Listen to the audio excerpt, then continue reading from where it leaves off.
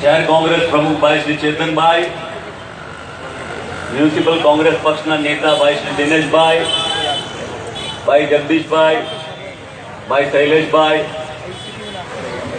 Professor કિશોરસિંહજી અને આપ સૌ મારા સાથી ભાઈઓ અને બહેનો, થોડું એક કામ છે એટલે આપણો સમય તો 5 વાગ્યાનો જ છે, એટલે મારા બોલવા પછી પૂર્ણાહુતિની બાપુ બોલવાના છે એટલે બધા બરાબર બેસજો, એમ માનીને નહીં કે ભાઈ પ્રમુખ બોલી લીધું એટલે વાત પૂરી થાય છે.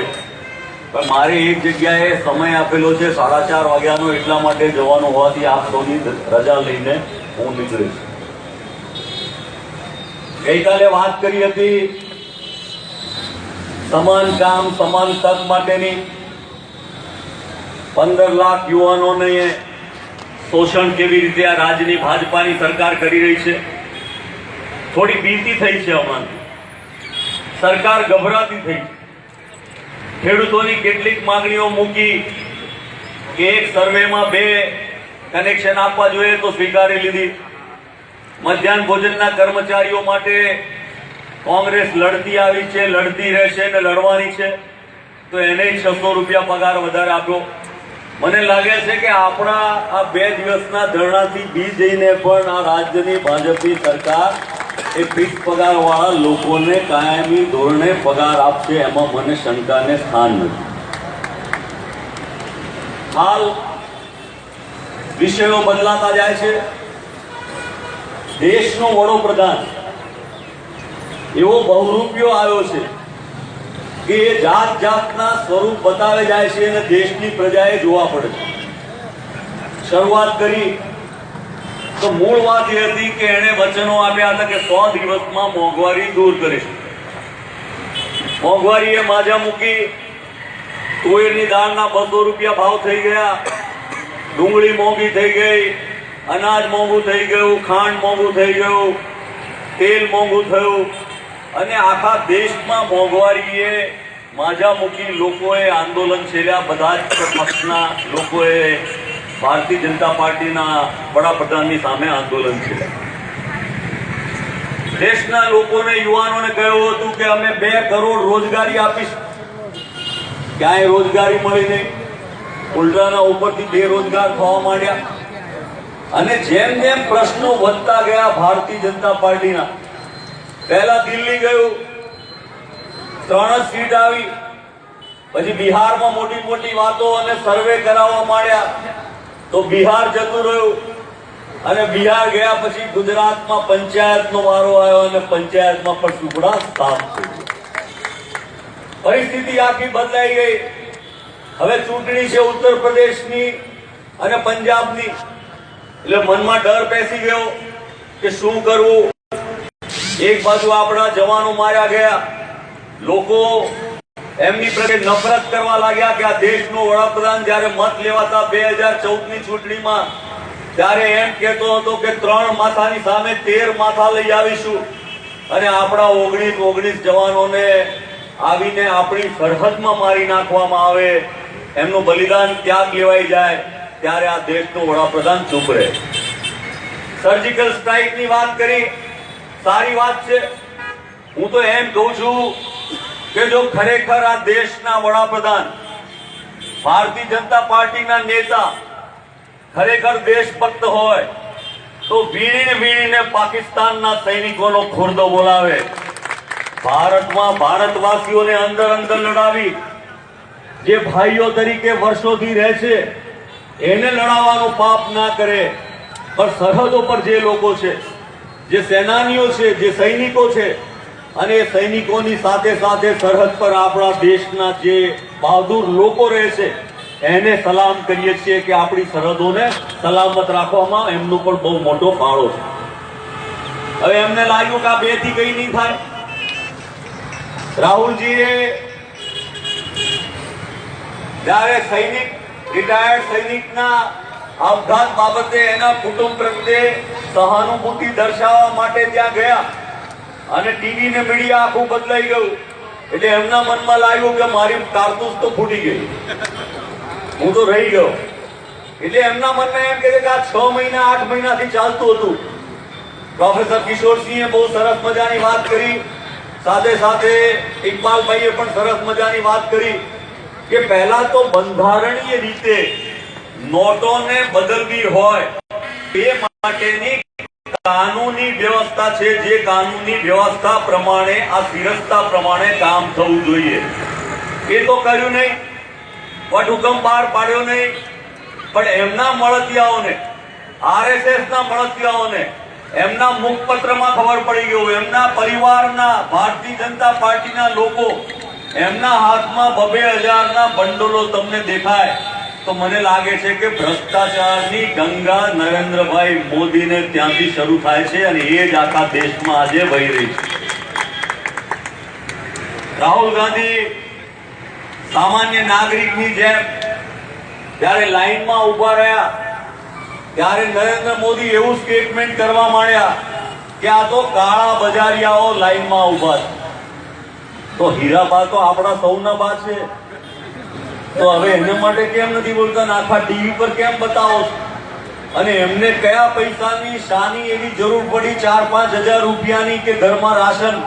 જો દીકરો માતાનું એટલું પણ ધ્યાન ના રાખતો હોય કે ઘરમાં દૂધ નથી, શાક નથી કે રાશન નથી, તો દેશની પ્રજાનું કેવી રીતે ધ્યાન રાખશે? ત્યારે આ બહુ સમજવાની વાત છે. મુદ્દાઓ તો ઘણા છે આ રાજ્યની ભારતીય જનતા પાર્ટીની અને કેન્દ્રની ભારતીય જનતા પાર્ટીની સરકાર માટે. લાઈનો પડી ગઈ છે, બેંકોમાં લાઈન નથી. કોઓપરેટિવ બેંક, સહકારી બેંકોમાં સૌથી વધારે આજે ત્રસ્ત હોય તો ગરીબ અને મધ્યમ વર્ગ છે. ગરીબ અને મધ્યમ વર્ગ એટલા માટે કે નથી એની પાસે કાળું નાણું, છતાં એને પૈસા લેવાય જવું પડે તો લાઈનમાં ઉભા રહેવું પડે છે કલાકો સુધી, અને પૈસા ઉપાડવા માટે પણ લાઈનમાં ઉભા રહેવું પડે. અને ખેડૂતો પોતાની ઉપજ વેચવા જાય, એના રોકડા પૈસા આયા હોય, એ ખેડૂતો આખા ગુજરાતના નહીં પણ સમગ્ર દેશના ખેડૂતો આજે બૂમ મારી રહ્યા છે. બેંકમાં ભરવા જવાના હોય તો લાખો રૂપિયા ભરી શકો, પણ તમારે ઉપાડવા હોય તો 4500 રૂપિયા મળે. અને હમણાં વાત કરી કે તો ટપકું કરવાની વાત, આ કઈ મતદાન છે તો એકવાર કરવાનું, પૈસા તો જ્યારે મૂકવા હોય ત્યારે મૂકે. અમારા પૈસા છે, મૂકીએ ખરા અને ઉપાડીએ ખરા. ત્યારે તમારે કાળું નાણું પકડવું હોય તો પેલા ભાગી ગયેલા લલિત મોદીને પકડો, અથવા પેલા કિંગફિશર વાળા વિજય માલ્યાને પકડો, અને વધારે પકડવા હોય તો જીએસટીસી માં પેલા પાંડ્યનને, પેલા બેંકના ચેરમેન બનાયા છે એને પકડો. તો પાંડ્યનને પકડવાથી 20,000 કરોડનો ગોટાળાનો ખ્યાલ દેશના લોકોને આવશે. પહેલા તો એમ લાગતું હતું કે રાજકારણીઓ માટેની છાપ એવી હતી કે ભ્રષ્ટાચાર કરે, પણ ભારતીય જનતા પાર્ટીએ સમગ્ર શાસનને, સમગ્ર વહીવટને ભ્રષ્ટાચારી કરી નાખ્યો છે. અધિકારીઓને ભ્રષ્ટ કર્યા છે, ક્લાર્કોને ભ્રષ્ટ કર્યા છે, અને કામ કરનારા કર્મચારીઓને પણ ભ્રષ્ટ કર્યા છે. સૌથી મોટું નુકસાન આવનારા સમયમાં થવાનું છે, અને તે ગરીબ અને મધ્યમ વર્ગને થવાનું છે. બેંકોમાં ડિપોઝિટો વધતી જાય છે, ઉપાડવાના પૈસા લેવા દેતા નથી, અને 50 દિવસનો ટાઈમ માંગ્યો છે. ભાઈ 50 દિવસનો ટાઈમ કોના માટે? એડજસ્ટમેન્ટ કરવા માટે, ગોઠવણી કરવા માટે, પોતાના મળતિયાઓનું સેટ કરવા માટે.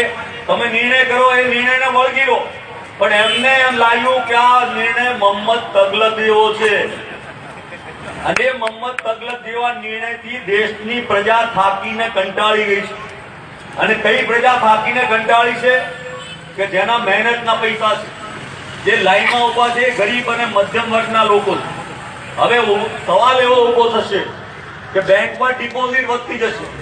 અમારા હિમાંશુભાઈ પટેલ એક કોઓપરેટિવ બેંકના ચેરમેન છે, એમણે કહ્યું કે અમારી બેંકમાં ડિપોઝિટોનો ઢગલો થઈ ગયો, એટલે જે લોકોની લોનો હતી એ લોકોએ ભરપાઈ કરી દીધી અને ડિપોઝિટો વધવા માંડી. અને આવનારા સમયમાં 6-12 મહિના, વર્ષમાં પરિસ્થિતિ એવી થશે કે બેંકો જે વ્યાજ આપતી હતી ફિક્સ ડિપોઝિટ પર, એ ફિક્સ ડિપોઝિટ પરનું વ્યાજ ઘટી જશે, અને સેવિંગમાં જે વ્યાજ આપતા હતા એ વ્યાજ તો આપવાનું જ બંધ કરી થશે. એટલે લોકોએ પૈસા ક્યાં રાખવા? ઘેર રાખે તો જોખમ. અને હવે તો પાછી 2000 ની નોટમાં એમ કીધું કે એમાં પેલું ચીપ મૂકી હશે. એટલે જે ગુનાહિત કામ કરતી ટોળકીઓ નોટો પડી છે 2 લાખ રૂપિયા છે. તે 2 લાખ રૂપિયાનું જોખમ તો નિશિતભાઈને થઈ ગયું કે ના થઈ ગયું? એટલે કહેવાનો મારો મતલબ એ છે કે આખી સદંતર ઓખલી છે, ફૂલ પ્રૂફ નથી, વિચારપૂર્વકની નથી, સમજદારીપૂર્વકની નથી. એમણે આ દેશના બુદ્ધિજીવીઓ, ખાસ કરીને જે ફાઇનાન્સના જાણકારો હોય, જેને આવડત હોય, ખબર હોય, દેશ ઇકોનોમી, અર્થતંત્ર કેવી રીતે ચલાવવું, એ બધાની સલાહ સૂચન લઈને કામ કરવું જોઈએ. અમે એમ નથી કહેતા કે તમે કેમ 500 ને 1000ની નોટો બંધ કરી. તમે કાળા બજારિયાઓને પકડીને ફાંસીએ ચડાવી દો, એમાં કોંગ્રેસ તમને પૂરેપૂરો ટેકો આપશે. ચિંતા તમારે તમારી કરવાની છે. આખા રાજ્યમાં, દેશમાં વાતો થઈ રહી છે કે ભારતીય જનતા પાર્ટીના નેતાઓ અત્યારે શાંતિથી બેઠા છે, કારણ કે એમનું બધું બરાબર ગોઠવાઈ ગયું છે. અને એટલા માટે હવે 50 દિવસનો ટાઈમ શાને માટે માંગી રહ્યા છે એ મને સમજણ નથી પડતી. બેન્કિંગ સિસ્ટમને કેવી રીતે ચલાવવી? એક બાજુ પેટ્રોલિયમ પેદાશોના ભાવ વિશ્વમાં સાવ નીચે થઈ ગયા, $42 થઈ ગયા, જેનાથી આપણને 40 રૂપિયા લીટર પેટ્રોલ આપી શકાય એવી સ્થિતિ હતી. તેમ છતાંય આ દેશના વડાપ્રધાને ગરીબ અને મધ્યમ વર્ગની લગી રહી ચિંતા કર્યા વગર પેટ્રોલ અને ડીઝલના ભાવ એવા ને એવા રાખ્યા. જે મધ્યમ વર્ગે ભારતીય જનતા પાર્ટીને મત આપ્યા, સરકારમાં ટેક્સ સૌથી વધારે કોણ ભરે છે? તો કે મધ્યમ વર્ગ ભરે છે. અને સૌથી વધારે ફંડ ફાળો કોને આપ્યો? તો કે મધ્યમ વર્ગે. અને સૌના એ મધ્યમ વર્ગના પેટ પર લાત કોણે મારી? તો કે આજ ભારતીય જનતા પાર્ટી વાળાએ. આપણે બોલકા થવું પડશે, પ્રચાર કરવો પડશે, લોકોની વચ્ચે જવું પડશે અને પૂછવું પડશે. અને જે કઈ પ્રશ્નો થાય એ પ્રશ્નો તમે પ્રદેશ સમિતિ અથવા તો બાપુ અથવા તો આપણા એક્સપર્ટ લોકોને પૂછજો તો એ તમને કહેશે. કારણ કે અત્યારે પ્રજા એકદમ ધૂંધવાઈ ગઈ છે. શું થશે, કેમ થશે, ટપકું કરીને એકવાર જ બેંકમાં લેવા દેવા માંડશે અને એવું બીક લાગશે તો લોકો લાઈનોમાં પડાપડી કરશે, અંધાધૂંધી થશે. તો તમે ખરેખર સારા માટે આ કામ કર્યું છે કે દેશને અધોગતિએ લઈ જવા માટે, અંધાધૂંધી ફેલાવવા માટે? પહેલા તો પોતે સ્પષ્ટ નથી, રડવાની શું જરૂર? અને પછી એમ કે મને જીવતો સળગાવો હોય તો સળગાવી દેજો. તમે દેશના લોકોને જીવતા સળગાવી રહ્યા છો. આ વાત લોકો સમજી ગયા છે. અને એટલા માટે આપ સૌને વિનંતી કરું છું કે હજુ તો ઘણા બધા કાર્યક્રમો આપણે આપવાના છે. 19મી એ ઇન્દિરાજીનો જન્મદિવસ, 100મું વર્ષ છે એમની જન્મ જયંતિનું. એ દિવસે આપણે યુવાનોની બેરોજગારી માટેના ફોર્મ, ઓનલાઈન રજીસ્ટ્રેશન ફોર્મ અને આપણી ઓનલાઈન હેલ્પલાઈન દ્વારા નોંધણી કરવાના છે. આમાં યુવક કોંગ્રેસ, NSUI, મહિલા કોંગ્રેસ બરાબર ભાગ લે. અમદાવાદમાં હું, આદરણીય શંકરસિંહજી, રાજકોટમાં અર્જુનભાઈ, સુરતમાં તુષારભાઈ અને બરોડામાં સિદ્ધાર્થભાઈ એ પ્રેસ કોન્ફરન્સ કરવાના છે. અને ગુજરાતના જે બેકારો છે એ બેકારોને શું બેકારી ભથ્થું આપણી આવનારી સરકાર આપશે અને કઈ રીતે એ લોકોને માટે લડશે એ માટેની વ્યવસ્થા અને વાત આપણે કરવાના છે. એના પછી આપણી યાત્રા પણ શરૂ થઈ રહી છે, આદિવાસી યાત્રા. કારણ કે પ્રજાનો કોઈ વર્ગ બાકી નથી રહ્યો જે ભારતીય જનતા પાર્ટીથી ત્રાહિમામ ના થયો હોય. પાટીદાર આંદોલન, હમણાં એમને એમ લાગતું હશે કે આ બેંકોનું ચાલે છે એટલે બંધ થઈ ગયું છે, પણ પાટીદાર આંદોલન પણ ચાલવાનું છે, દલિત આંદોલન પણ ચાલવાનું છે અને ઓબીસી એકતાની સાથે ઓબીસી ના આગેવાનો પણ આ વખતે યાત્રા લઈને બહાર નીકળવાના. આ બધા જ કાર્યક્રમોની વચ્ચે આપણે સૌ તન મન ધનથી જોડાઈએ અને આ હિટલરશાહી વાળી ખોટી, જુઠ્ઠી, ભ્રષ્ટ, અહંકારી સરકારને ઉખેડીને ફેંકી દઈએ. એટલી જ વિનંતી અને પ્રાર્થના સાથે સૌનો ધન્યવાદ. જય હિન્દ, જય ગરવી ગુજરાત. ખૂબ ખૂબ આભાર પ્રમુખશ્રી. આપણે બધા જ એને રોકીએ છીએ.